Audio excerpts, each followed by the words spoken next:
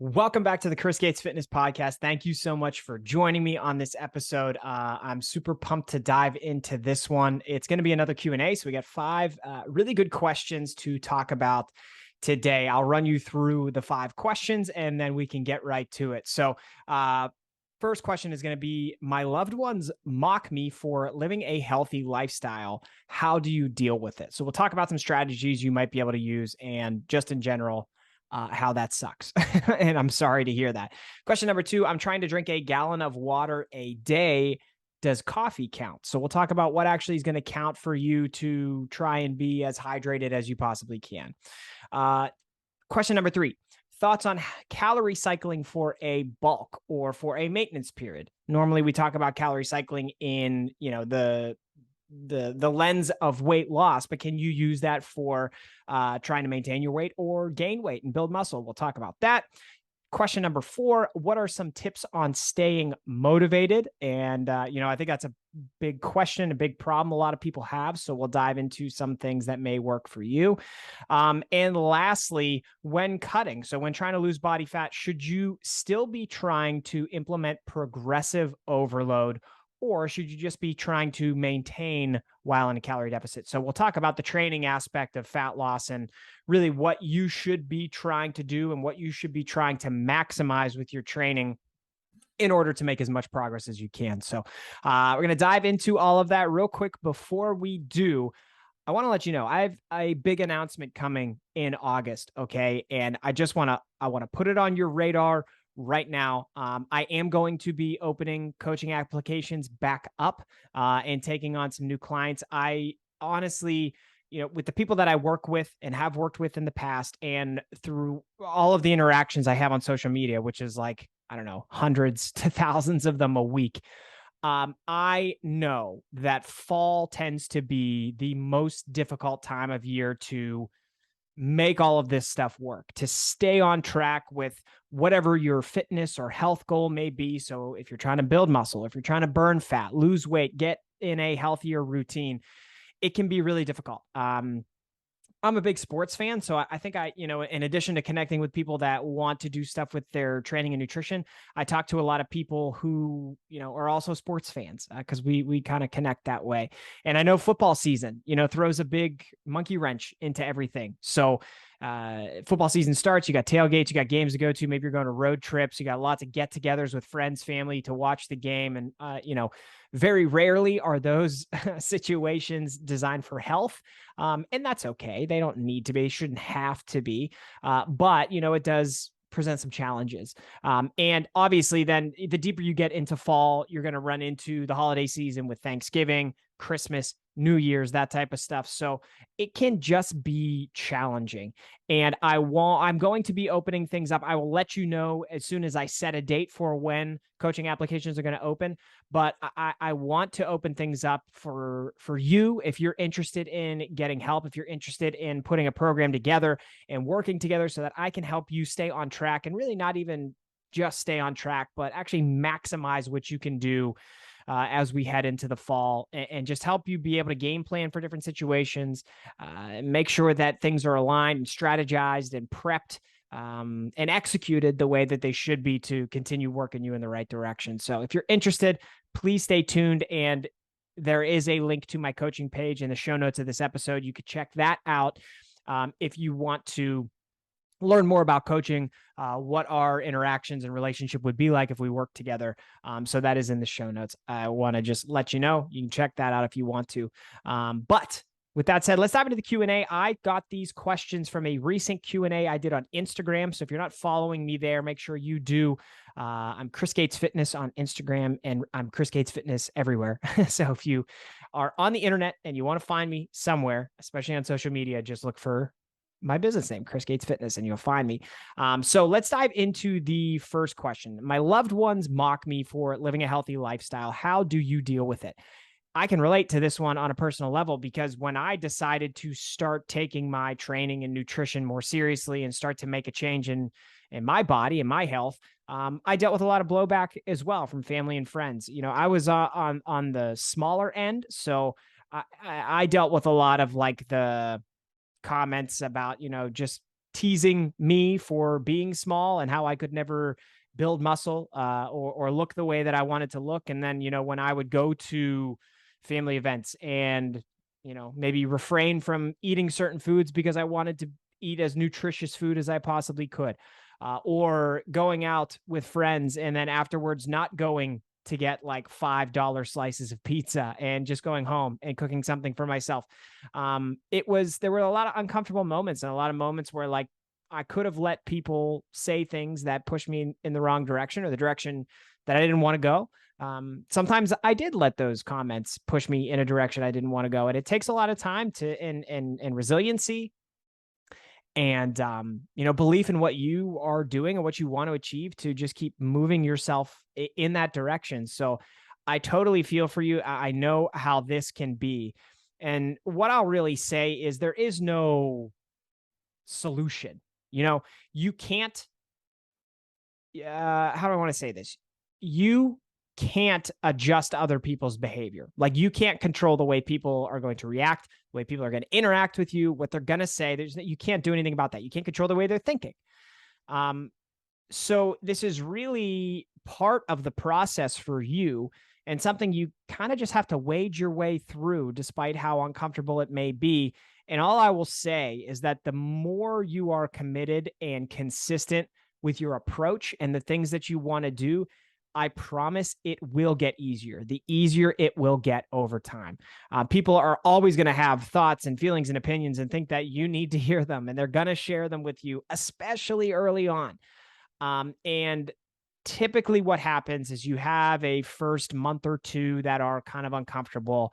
But then once people see you continuing to be consistent with things, the comments slowly die down and then people just kind of settle into the new you. But you have to understand that like the new you, the things that you want to do, if those are a change in how you used to operate, it's going to be not only a change for you, but also a change for your loved ones, the people that you are around quite often.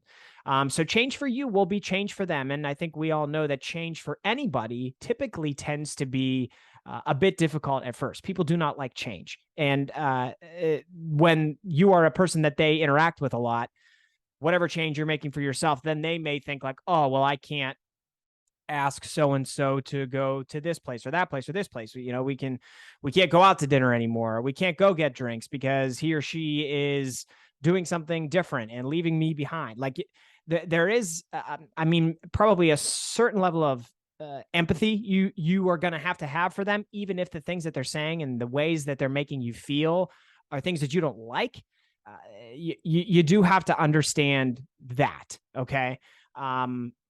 And also understand that, the more empathetic you are with the way that they're feeling and understanding of their actions and words and how they're interacting with you, the more understanding and empathetic you are with that type of stuff, that will help the comments die down over time. And what is also going to help those comments die down, and I've already said it, is being consistent with your approach. If every time somebody says something about like, oh, well, you don't do this anymore, and then you're like, all right, you know what, fine, I'll do it. We can go house up an entire pizza together or something like that.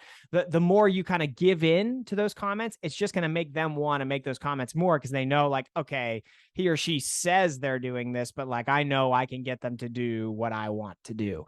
So you do have to kind of dig your heels in and commit to what you want and what you know is right for you. And the more consistent you are with that, it's kind of like anything else that we always talk about on this podcast, right? Like consistency leads to results. So it's not only just showing up and lifting weight. It's not only showing up and prepping the meals and eating the way that you're supposed to, but then like with these people and these interactions that you have, the more consistent you are, the more you dig in and buy into your own new plan and lifestyle, the more they will adjust to it, the easier and quicker that adjustment will happen. And you'll see those comments hopefully die off over time. For the vast majority of people, that's what will happen. You will always have those one or two other people that are in your life and they are just highly insecure and they may never adjust to you being you or doing this new thing for yourself.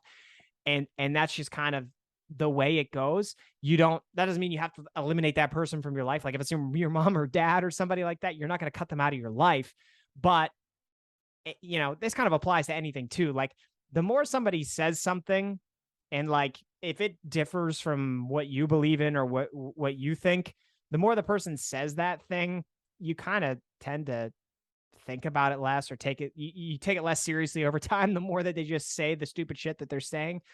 And that'll happen for you too. And it'll be easier and you'll kind of just shrug it off more and more over time. But like going back to the example of me, cause I mean, I've had clients deal with, I actually have a couple clients dealing with this exact situation right now. And I've made some social media posts on it. I don't want to put their lives out there. So I'll just continue to relate this to me. I don't get those comments anymore. And actually now I have tons of family and friends coming to me, asking for coaching, asking for help, asking questions. So it kind of, over time, you don't really notice like, here's the pivot point. Now everything's better, but over time it kind of does just get better. And I think a big reason that it got better was because I was consistent. I dug my heels in. I stuck to what I believed was best for me. And I did like I said, I did have those slip ups early on, but over time, got more consistent with what I really wanted to do. And then it helped everybody else just understand it. That's Chris. That's who he is now. And that'll happen for you too. You just got to be consistent with it. Question number 2, I'm trying to drink a gallon of water a day. Does coffee count? This is an interesting question. And I post relatively frequently on social media about drinking water because I think a lot of people don't understand how positively it can impact your health. Regular hydration, I think people just think like, I need to be hydrated. I know I got to drink more water. Okay, I'll drink a little bit more water today. But like the things that drinking enough water can do for your overall health and longevity are dramatic. These are not things you're going to notice. Like you can drink a lot of water consistently, for a little bit of time, and then you start to feel yourself just feeling better, right? Feeling more energetic, feeling a little bit healthier. And that's great. But the vast majority of the benefits you're going to get from drinking enough water every day, you're probably not going to notice. You're probably not going to see, but they're there. And, that's kind of like, why do we exercise? Well, for one, it helps you with blood pressure. And you're never going to see your blood pressure until you go to the doctor like once a year and they take your blood pressure. Generally speaking, like you can't see that and you can't feel that, but it's there. So drinking water, this is a similar thing in terms of how it relates to your health. And before I go to answer this question, I'll just say like one of the ways I like to set water for my clients, if we decide that drinking water is a good goal to have and we want to set something specific for it, typically I say whatever your body weight is, divide that in half. So if you're 200 pounds, divide that in half. What's that number? 100. Okay, I want you to try to drink 100 ounces a day of water and get used to that. And that may take a long time for you to get used to, and that's okay. But once you get to that point, then you can look at incrementally adding more water to your daily routine. Now, there are obviously pros and cons of that method. That method works for most people. If you are severely overweight or obese, it's going to be a little bit more difficult. So if you're, 350 pounds, it's going to be hard to start off drinking 175 ounces of water a day. That's a little more difficult. But generally speaking, that's a great place to start. Or you could just get a water bottle that has the ounces on the side of it and drink that for a week. See what you end up averaging day to day across the week. And then for next week, try to add, 5 to 10 ounces to that and do that slowly and incrementally more and more over time. Those are 2 great methods that can work for you. Now, does coffee count if you're trying to drink a gallon of water a day? So technically, yeah, it can count if you want to count it, because there's water in coffee and that's going to hydrate you. There are a lot of myths about how much coffee is going to dehydrate you. And it's really actually not the case. Coffee doesn't suck water out of your body. You know what I mean? So that water can count, but I think like you probably shouldn't count it. You should probably try to get an entire gallon of just good old fashioned high quality H2O. And then if you have coffee on top of that, that's great. That's fine. Because think about like, how much coffee are you really drinking a day? You get like a couple, 8 to 10 ounce cups of coffee. Maybe you get one like grande at Starbucks or something. That's not that many ounces of coffee. So like, if you're talking about 16 ounces of coffee so that you don't have to drink 16 ounces more of water. I don't know. I would say just like chug 1 glass of water when you wake up, and that makes up for it. So it can count. I would say to not count it though, and try to just drink that gallon of water a day, because I think that's a great goal to start with. And you'll find creative ways to get there over time. All right, question number 3. Thoughts on calorie cycling for a bulk or a maintenance period. So let's first define what calorie cycling is. If you're new to the podcast, if you haven't heard about this type of strategy before, I actually have a module that I give to all of my clients that talks about calorie cycling, because I think it is one of the most beneficial ways to lose weight specifically, because it allows you to structure your week in a way that gets you in a calorie deficit for the week, but still gives you a ton of flexibility on days where you want or need it. So calorie cycling is where, like I just said, you view your calorie deficit across an entire week as opposed to each individual day. So the traditional way of getting in a calorie deficit and losing body fat, and I you know what, I'll actually relate this to me again, because I am in a fat loss phase. I've lost 15 to 16 pounds right now through 2 months. And I've started using calorie cycling, but where my diet started was I was eating just a standard 2,300 calories a day, every single day. I lost a ton of weight doing that, lost a ton of body fat. It was really, really effective. Honestly, pretty easy. And it's very straightforward. It's not hard to figure out what you have to do, because you're eating the same amount of calories every day. That gets you in a calorie deficit, and you're losing weight and body fat. So that's all good. Now, calorie cycling is where you take that number, but add it up across the entire week. And that's actually what I'm doing now. So for those 2,300 calories that I was eating every single day, now I'm eating 2,100 calories Monday through Friday. And then on Saturday and Sunday, I get to eat 2,800 calories, because I cut 200 calories from each of those 5 days, Monday through Friday, add up 200 times 5, that's 1,000. So then I get to add 500 calories to my days above what that calorie deficit number is. So an easy way to let's do some easy math here. Say your daily calorie deficit is 2,000 calories. That's 14,000 calories for the week. That means you can divide up those 14,000 calories and allocate them to each day of the week however the hell you want. Now, the most common way to do it is having lower calorie days during the week, Monday through Friday, so that you can have higher calorie days on the weekend, because most people do fun things or want that flexibility on the weekend, right? That makes the most sense.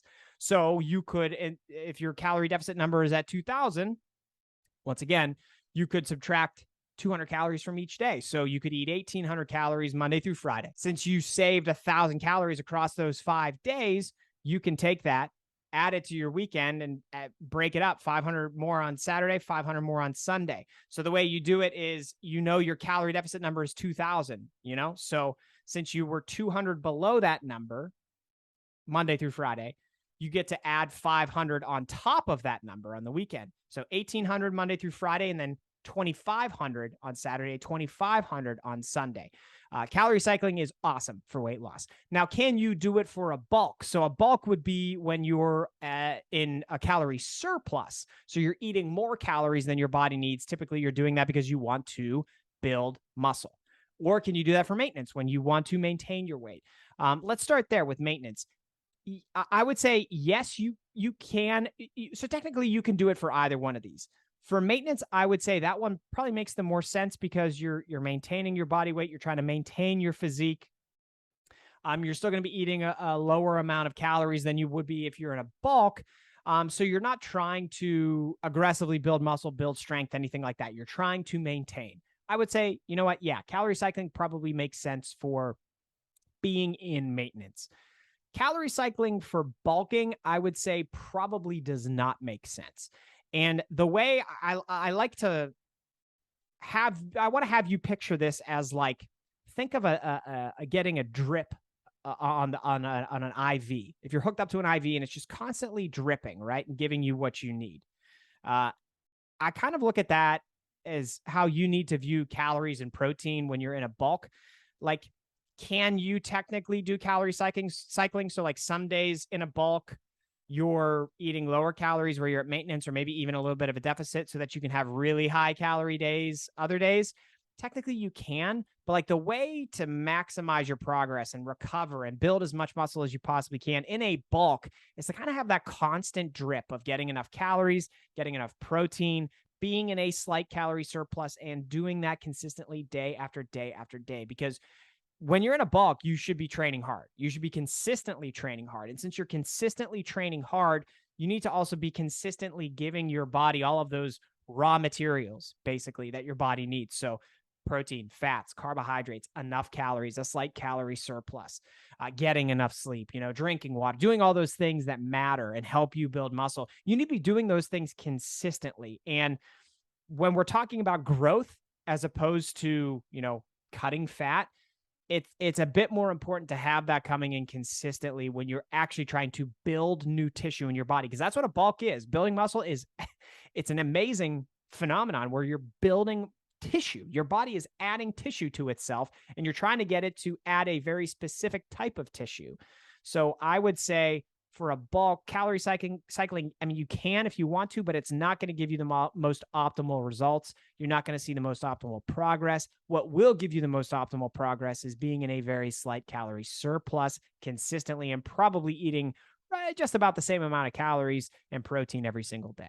Question number 4. What are some tips on staying motivated? This is, man, I feel like everybody's biggest struggle, or one of everybody's biggest struggles, is just staying motivated enough to eat right, train consistently, be in the gym, go out for walks, do whatever you have to do to reach the goal or continue pursuing the goal that you have.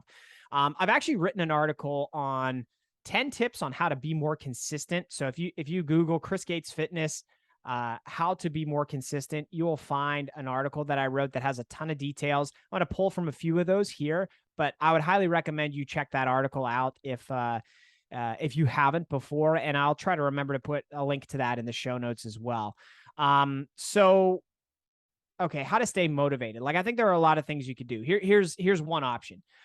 Just try to make sure you start each day with some type of healthy habit, or start the day the right way. Like, those first few actions that you take every single day can really dictate what the entire day looks like for you. And if you're starting the day by like hitting the snooze alarm, sleeping in, waking up late, and then having a shitty breakfast, and you have enough time to microwave a Pop-Tart or something like that, like, you're setting yourself up for not being motivated to do the things that you're supposed to do. So start each day with a healthy habit, like drink a tall glass of water, stretch, just staying off your phone could be really helpful.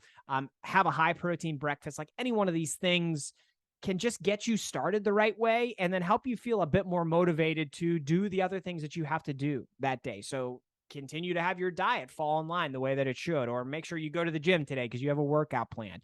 Those are some things that could possibly help with motivation. Tracking your progress, I think, can really help with motivation when it comes to fitness and nutrition, building muscle, burning fat, whatever it is you want to do.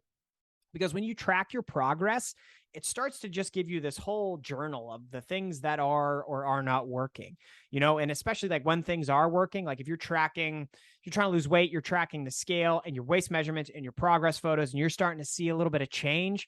You're tracking all those things that matter. That's going to make you want to keep going. Like, there's no way. I have yet to meet anybody that like is trying to lose weight. They take progress photos once a month, and when they see month to month that they're making progress, regardless of whatever the scale says, I have yet to meet anybody that like doesn't want to keep going, right? And putting in that little extra effort, like every 1 or 2 weeks, take a waist measurement. You may see that like the scale's not going down, but your waist is going down.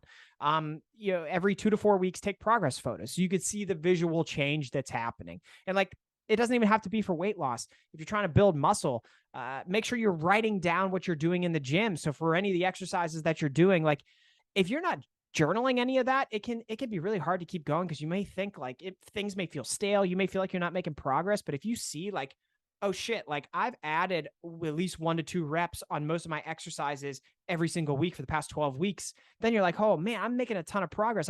All I got to do is keep doing exactly what I'm doing. Those are things that can really make it easy to stay motivated and keep doing what you're doing. Finding a partner can help you be more accountable, and knowing somebody else is in this with you, that can help you want to keep going and keep doing the things that you're doing. That's super motivating. what else is there? And this is a tough one, but it maybe is counter to the question that you're asking, but like committing to not allowing yourself to make the excuse and go back to what I just said at the beginning of this with like, you set the snooze alarm, too tired, I don't want to wake up, go to the gym, or anything like that. Like, you're busy, you're tired, it's cold outside, the gym is 20 minutes away, you just don't want to. Like, don't allow yourself to make those excuses and commit to that. Because those excuses, once you start making them, it gets that much easier to make them more and more and more and more. And that's never going to help you be motivated to do the things that you want to do. I think, to go back to tracking your progress and journaling what you're doing, if you're setting both small goals and large goals, so at the end of this, like, you want to be able to bench, I don't know, 1.5 times your body weight, or at the end of this process, you want to lose 20 pounds. Those are great goals, and I hope that you achieve them, but those are very big goals too, right? That are going to take a lot of time for you to achieve. So if you're not setting small term goals along the way, again, you have nothing to work towards other than this huge, daunting, monstrous goal that's going to take you a really long time to reach.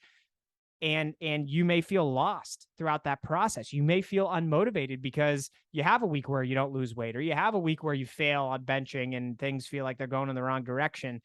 But if you set small goals along the way, you have these wins that you can work towards. So you can check this off the list week after week after week. I'm checking things off the list and hitting these small goals, and you'll see those snowball into eventually getting you to the large goal that you have. So if you want to lose 20 pounds in 3 months, say like, okay, I'd like to try and average 0.5 pound to 1 pound lost a week. Something like that could be much easier for you to check off the list each week. Or I want to be 80% consistent with my diet. I want to eat 2 pieces of fruit and drink a bottle of water each day. Like, those are small goals that will work you towards your bigger goal and can help you stay more motivated because you're doing the right things and they're tangible and they're easy to check off. Let's see. If training is something that you have trouble getting motivated for, and it's because of how long you have to be there at the gym, I know that's something that can trip people up a lot. You just are unmotivated to go be in the gym for hour and a half, 2 hours. If that's the case, and time is a barrier for you, you should probably rethink how long you're working out and understand that you can get a lot of quality work in a 15 to 20 minute workout. And maybe you're much more motivated to show up to the gym to only work out for 15 to 20 minutes. And if you're able to hit a compound exercise, follow that up with some supersets, you can get a really high quality workout completed in a very short period of time. So you could do that with your lifting. You could really do the same thing with cardio. If you got to do cardio one day, you could do some quick sprints on the bike or the elliptical or the treadmill. It's going to be really effective, really time efficient, less daunting, help you be more motivated to show up to the gym because you're only going to be there for a little bit of time. That can always help as well. And I guess the last thing I would say is, like, in terms of being motivated, if you're not on a program, if you're just doing workouts, but you don't have an actual program put together for you, that's something to consider as well. And you can find programs online. I really think, obviously, I'm a coach. I think there's a lot of benefit to actual coaching, hiring a coach, having them put a program together for you where you can see visually.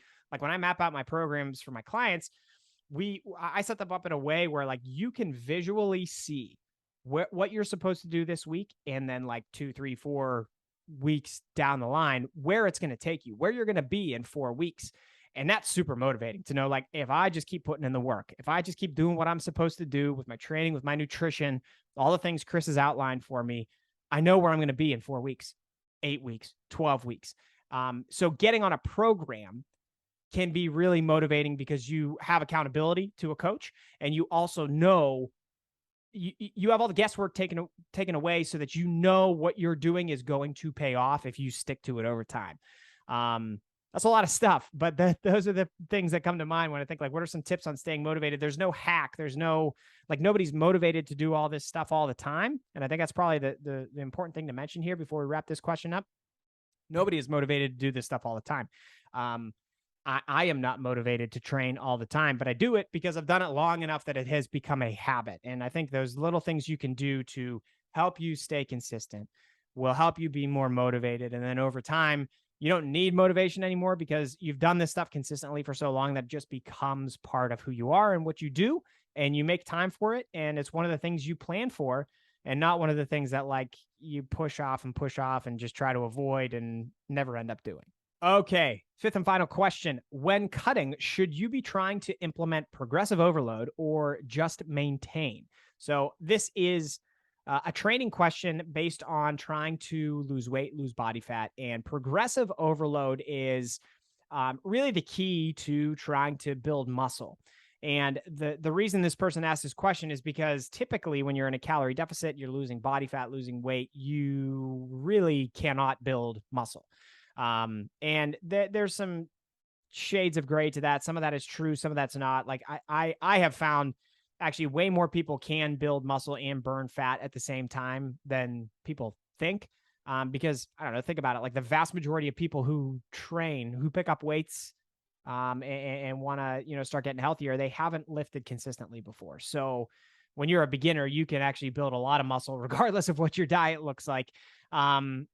So I don't know, that's a little bit of a tangent, but like progressive overload is a key to building muscle, where it's essentially just trying to train harder and harder over time. And that means seeing your performance improve in some way. So to progressively overload your muscles, we can pick any exercise. Let's talk about squats. If you're trying to progressively overload your squats, if you're doing 3 sets of 8 with 135 pounds on the bar, that would mean next week you want to try to get at least one of those sets to maybe be a set of 9.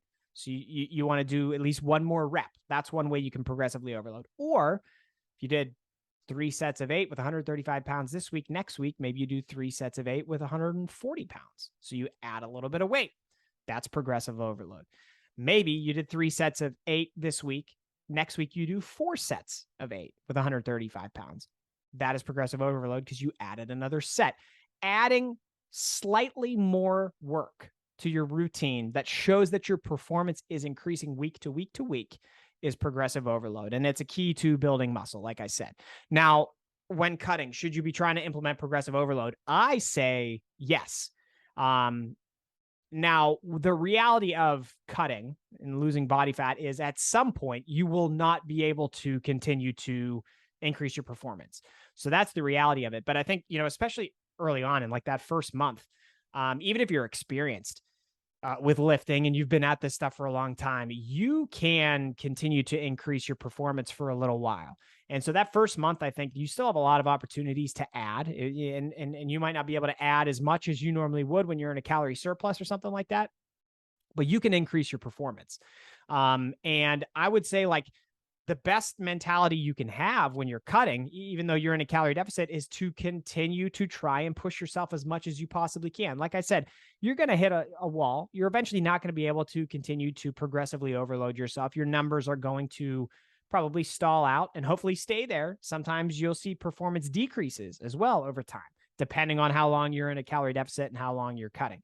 But the best thing you could do is do your best to try to progressively overload and try to increase your performance and put all of your effort into these training sessions, because what that's going to do is help you maintain as much of the muscle mass and strength gains that you have.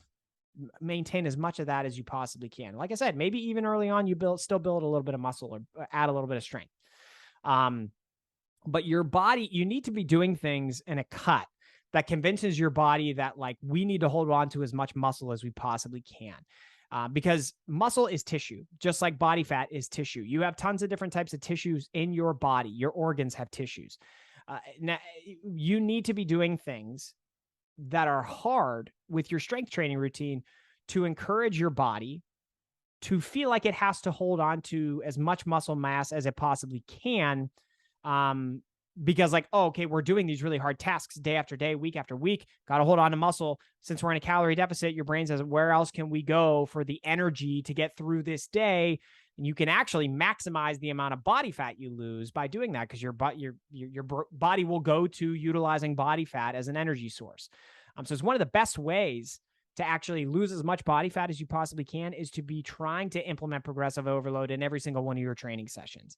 And again, you will hit a point where you eventually can't continue to increase your performance, and that's okay. I still want you to try.